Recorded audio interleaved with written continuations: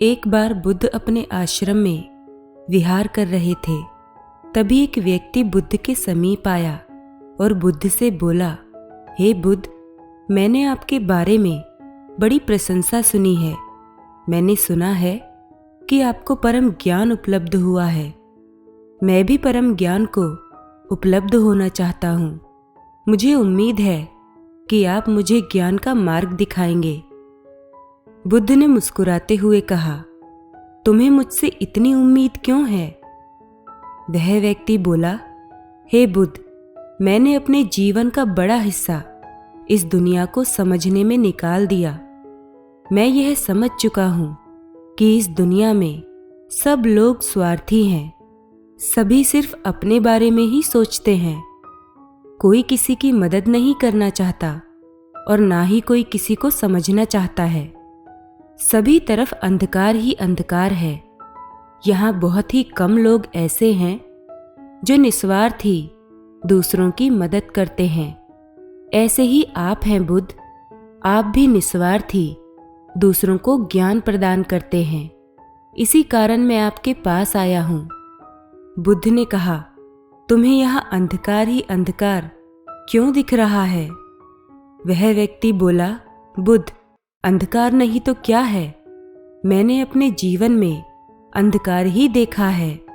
मुझे अपने माता पिता से उम्मीद थी कि वह मेरा विवाह उस लड़की से करवा देंगे जिससे मैं प्रेम करता हूँ, लेकिन उन्होंने ऐसा नहीं किया। उन्होंने इसका विरोध किया और मेरा विवाह एक दूसरी लड़की से कर दिया। मुझे उम्मीद थी कि वह मेरे जीवन में जो आई है, मेरी पत्नी, मेरा ख्याल रखेगी तथा मेरे सभी कार्यों में मेरा साथ देगी। मैं एक कवि था, लेकिन उसे मेरी कविताओं में रुचि नहीं थी। वह चाहती थी कि मैं कविताएं छोड़ कोई और कार्य करूं जिससे धन की प्राप्ति हो सके, और इसके लिए वह मुझसे रोज झगड़ा करती। उसने मेरा जीवन नर्क बना दिया। तब मैंने निश्चय किया कि मैं घर त्याग दूंगा और फिर कभी वापस नहीं आऊंगा। और एक दिन मैंने ऐसा ही किया। मैंने घर त्याग दिया। मैं अपने मित्र के पास गया जिससे मुझे उम्मीद थी कि वह मेरी सहायता जरूर करेगा, लेकिन उसने भी मेरी सहायता नहीं की। तब मुझे समझ में आ गया कि इस दुनिया में सभी लोग अपने ही स्वार्थ के लिए जी रहे हैं। कोई किसी को नहीं समझता और ना ही कोई किसी की मदद करना चाहता है। इसके बाद मैं साधुओं और सन्यासियों के साथ रहने लगा। वहाँ मुझे अनेक गुरुओं का आशीर्वाद मिला। मैंने नई नई ज्ञान की बातें सीखीं और मैंने जाना कि यह दुनिया एक माया से ज्यादा कुछ नहीं है। यहाँ पर व्यक्ति भ्रमित हो जाता है और इस माया में पड़ा रहता है। मैं खुशनसीब था जो इस माया से बाहर निकल आया। अब मुझे पता है कि हम ईश्वर की भक्ति और ज्ञान के माध्यम से ही अपने परलोक को सुधार सकते हैं, जिससे हमें स्वर्ग की प्राप्ति होगी और हमें वहाँ कोई कष्ट नहीं होगा। और मुझे आपसे पूर्ण उम्मीद है कि आप मुझे ज्ञान के उस शिखर तक ले जाएंगे। बुद्ध मुस्कुराए और बोले, ठीक है, लेकिन उससे पहले तुम्हें एक कार्य करना होगा। क्या तुम करने के लिए तैयार हो? वह व्यक्ति बोला, हाँ बुद्ध, आप जो कहेंगे मैं करूँगा। बुद्ध ने कहा, ठीक है, मैं तुम्हें यह घड़ा देता हूँ। इस घड़े पर मैंने अपने हाथों से कलाकृति बनाई है। इस घड़े की तुम्हें रक्षा करनी है। मुझे तुमसे उम्मीद है कि तुम इस घड़े को कभी टूटने नहीं दोगे। वह व्यक्ति बोला, बुद्ध, बस इतनी सी बात? मैं इस घड़े की रक्षा अपनी जान से ज्यादा करूंगा। बुद्ध ने कहा, एक और बात जो तुम्हें करनी है। तुम्हें रोज सुबह उठकर सभी भिक्षुओं के लिए जल की व्यवस्था करनी है। आश्रम की साफ सफाई करनी है। जो भिक्षु ध्यान कर रहे हैं उनकी सेवा करनी है तथा सभी भिक्षुओं के साथ भिक्षा मांगने नगर जाना है तथा वापस आकर सभी के लिए भोजन की व्यवस्था करनी है। और जब तक मैं ना कहूँ मेरे ध्यान प्रवचन या सभा में आने की अनुमति नहीं है। सही समय आने पर मैं तुम्हें बुलाऊंगा, और अगर यदि तुम्हें मुझसे कोई बात करनी हो तो तुम यह घड़ा लेकर ही मेरे पास आना, तभी मैं तुमसे कोई बात करूंगा। वह व्यक्ति बोला, ठीक है बुद्ध, जैसा आपने कहा मैं वैसा ही करूंगा। वह व्यक्ति रोज बड़े ध्यान से अपना कार्य करने लगा। ऐसा करते करते उसे 1 माह बीत गया, लेकिन बुद्ध ने उसे नहीं बुलाया। तब वह खुद ही बुद्ध के सामने उपस्थित हुआ, लेकिन बुद्ध ने उससे बात नहीं की। तब उसे याद आया कि बुद्ध ने उससे कहा था कि यदि वह उनसे बात करना चाहता है तो वह घड़ा लेकर आए। वह व्यक्ति घड़ा लेकर बुद्ध के सामने उपस्थित हुआ। घड़ा देखकर बुद्ध ने कहा, क्या तुम्हारे मन में कोई प्रश्न है? वह व्यक्ति बोला, बुद्ध, मुझे यहाँ काम करते करते 1 माह से भी ज्यादा हो गया है। काम तो ठीक है, लेकिन आपने मुझे अभी तक सभा में नहीं बुलाया है।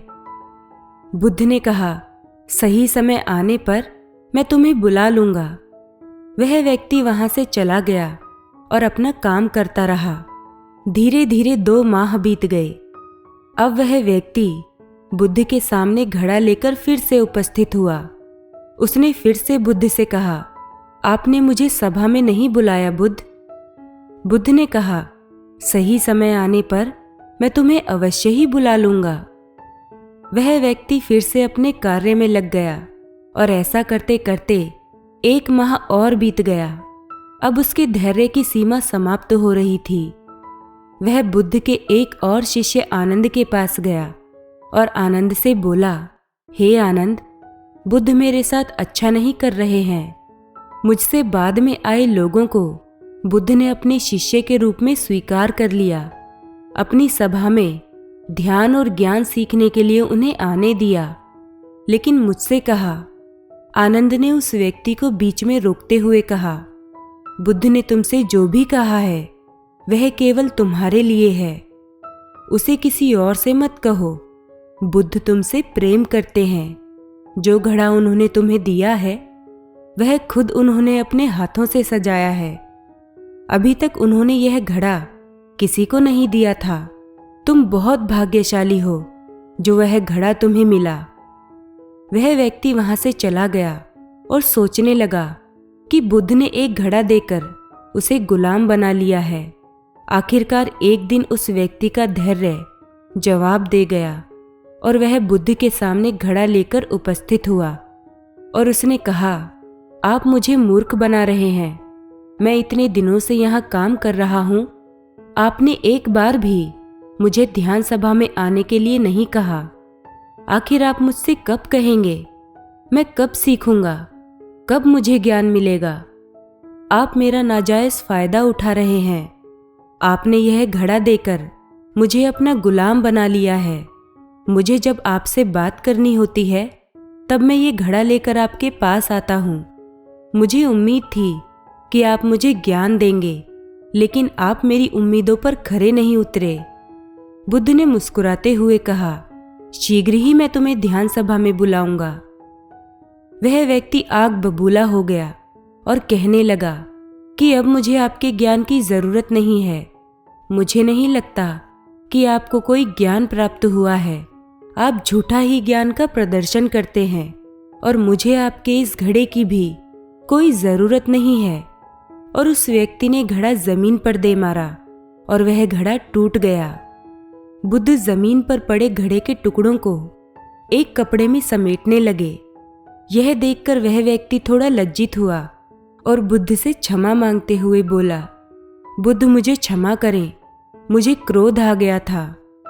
बुद्ध ने मुस्कुराते हुए कहा, समय आ गया है, अब तुम सभा में उपस्थित हो सकते हो। बुद्ध उस व्यक्ति को अपने साथ सभा में ले गए। बुद्ध ने अपना प्रवचन शुरू किया और बुद्ध बोले, इस दुनिया में दुख का कारण है किसी वस्तु से अपने आप को जोड़ना। जब हम किसी से कोई उम्मीद लगा लेते हैं और वह उम्मीद पूरी ना हो तो वह दुख का कारण बन जाती है। एक पिता को अपने पुत्र से उम्मीद होती है कि वह उसके दिखाए रास्ते पर चले। ऐसे ही एक पुत्र को अपने पिता से उम्मीद होती है कि उसके देखे रास्ते पर उसके पिता उसकी सहायता करेंगे।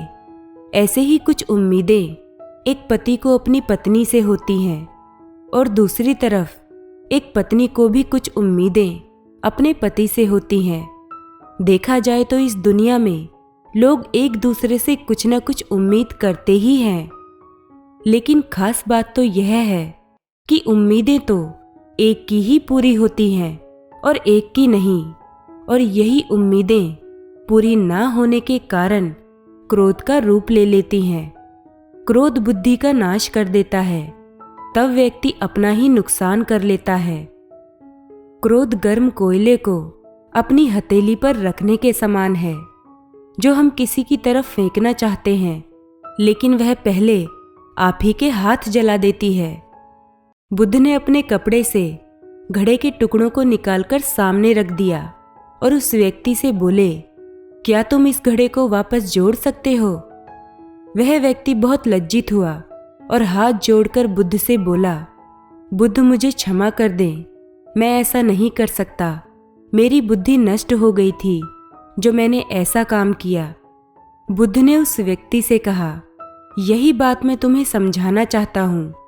तुमने जिंदगी भर दूसरों से उम्मीदें रखीं और जब वे उम्मीदें पूरी नहीं हुई तो तुम क्रोधवश वहां से भाग आए। इसमें तुम्हारा ही नुकसान हुआ। वह व्यक्ति बोला, हे बुद्ध, क्या हमें किसी से कोई उम्मीद नहीं रखनी चाहिए?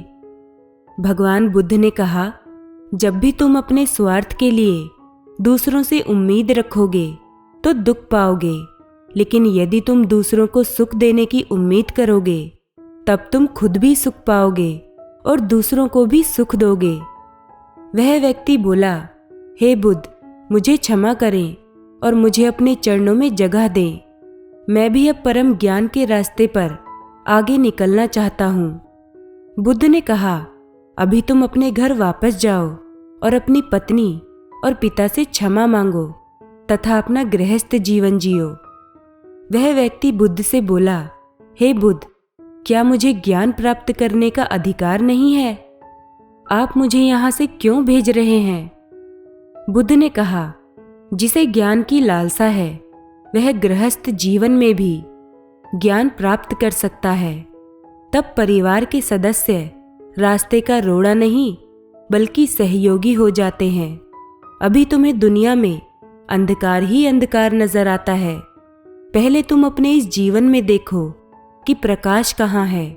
घर जाओ, ध्यान करो, ध्यान के लिए भिक्षुओं से संपर्क करो। धीरे धीरे तुम परम सत्य की खोज पर आगे निकलने लगोगे और तुम्हें रास्ता नजर आ जाएगा जिस पर चलकर तुम परम सत्य को पा सकोगे। वह व्यक्ति बुद्ध के चरणों में गिरकर धन्यवाद करने लगा और अपने घर वापस लौट आया। यह देखकर बुद्ध के शिष्य आनंद ने बुद्ध से पूछा, हे बुद्ध, आप सभी को संघ में शामिल कर लेते हैं, फिर आपने उस व्यक्ति को वापस क्यों भेज दिया?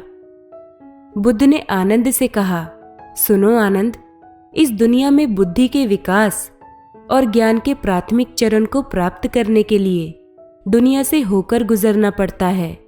कोई भी सांसारिक दुनिया से दूर रहकर या फिर सीधे सन्यासी होकर ज्ञान के मार्ग पर आगे नहीं बढ़ सकता। इसके लिए इस दुनिया में रहकर दुनिया को करीब से जानना जरूरी है, तभी वह आगे की यात्रा आरंभ कर सकता है। उस व्यक्ति ने अभी सांसारिक जीवन को जाना ही नहीं था, वह जीवन से भाग रहा था। जैसे ही वह सांसारिक जीवन को जान लेगा, वह स्वतः ही ज्ञान का मार्ग खोज लेगा।